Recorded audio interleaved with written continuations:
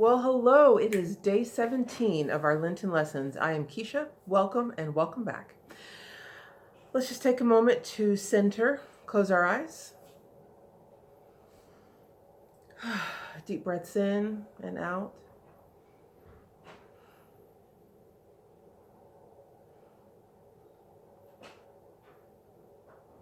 Deep breath in, really feeling your seat right where you are. With each breath, feel your chest lift, your diaphragm expand.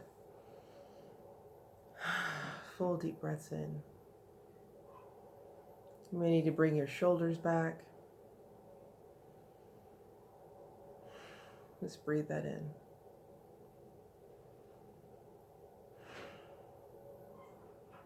Begin to lovingly and gently recall all parts of yourself back. Any conversations or interactions where you might have left pieces of yourself throughout the day, just go ahead and call them back. Know that they're being cleansed through the ether so they come back to you clean and perfect.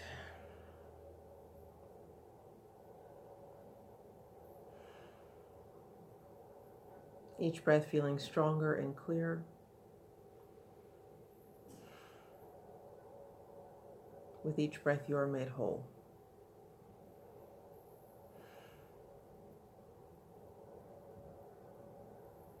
With your head clear and your heart open, let's go ahead and open our eyes and begin our lesson. So, day 17 has us reading from Romans chapter 8, verses 1 through 11. So we'll start there. There is therefore now no condemnation to them which are in Christ Jesus, who walk not after the flesh, but after the Spirit. For the law of the Spirit of life in Christ Jesus hath made me free from the law of sin and death. For what the law could not do, in that it was weak through the flesh, God sending his own Son in the likeness of sinful flesh, and for sin condemned sin in flesh, that the righteousness of the law might be fulfilled in us, who walk not after the flesh, but after the Spirit. For they that are after the flesh do mind the things of the flesh, but they that are after the Spirit, the things of the Spirit. For to the carnally minded is death, but to the spiritually minded is life and peace. Because the carnal mind is enmity against God, for it is not subject to the law of God, neither indeed can be. So then they that are in the flesh cannot please God. But ye are not in the flesh, but in the Spirit, if so be that the Spirit of God dwell in you. Now if any man have not the Spirit of Christ, he is none of his. And if the Christ be in you, the body is dead because of sin, but the Spirit is life because of righteousness.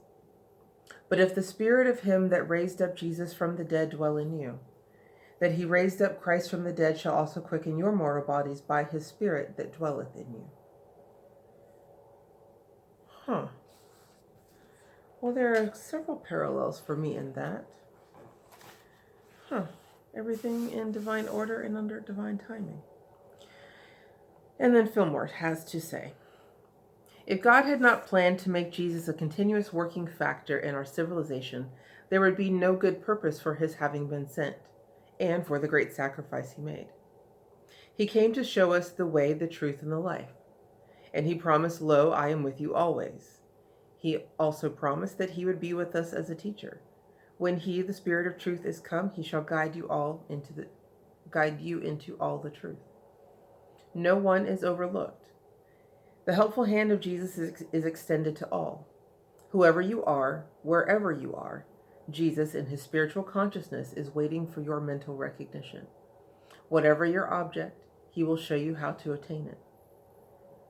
Whatsoever ye shall ask in my name, that will I do.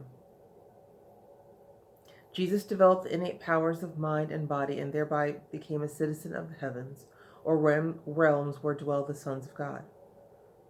He did this by the power of his word, by releasing the imprisoned electrons of his body and raising them to spiritual consciousness. Why do we not see Jesus? Optics show that man's eyes are limited in sight.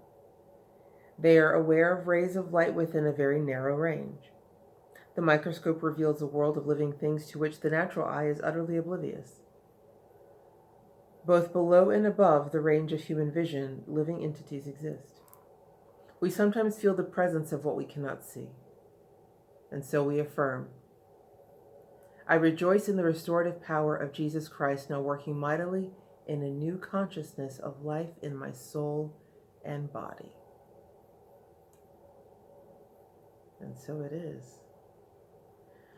Alrighty then, my good friends. I will see you all tomorrow. Enjoy.